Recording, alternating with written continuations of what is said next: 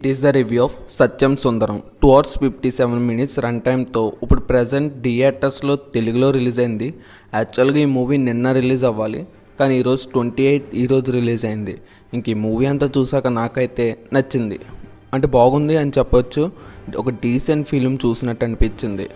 ఈ movie basic story line వచ్చేసి, మన అరవింద స్వామి అనుకోకుండా కొన్ని ఇంట్లో ఒక ప్రాబ్లం వల్ల తన ఆస్తిని అయితే అమ్మేసి ఫ్యామిలీతో వేరే ఊరు వెళ్ళిపోతాడు. కొన్ని సంవత్సరాల తర్వాత మళ్ళీ అదే ఊరు రావాల్సి వస్తుంది. అలా వచ్చాక అక్కడ మన కార్తీక్ తనని కలుస్తాడు.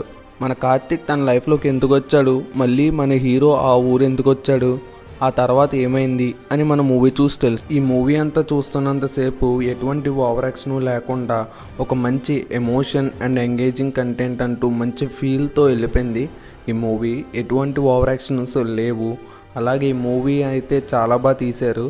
ఎందుకంటే మనకి ఈ మూవీ చూస్తున్నంతసేపు ఏదో మన లైఫ్లో జరుగుతున్నా అన్నట్టే ఫీలింగ్ వస్తుంది, కానీ ఒక మంచి కంటెంట్ని అయితే తీసుకుని ఎంగేజ్ చేశారు. మంచి కామెడీ టైమింగ్ అయితే ఉంది. ఇంకా కార్తిక్ గారు కామెడీ, ఆయన యాక్టింగ్ కూడా బాగా చేశారు. మంచి సెంటిమెంట్స్తో ఫ్యామిలీ డ్రామా కింద బాగా సాగిపోయింది మూవీ అయితే. ఇది ఒక మంచి ఫీల్ అండ్ ఎమోషన్తో వెళ్ళిపోయింది. అందరికీ కనెక్ట్ అవుతుంది అనుకుంటున్నాను.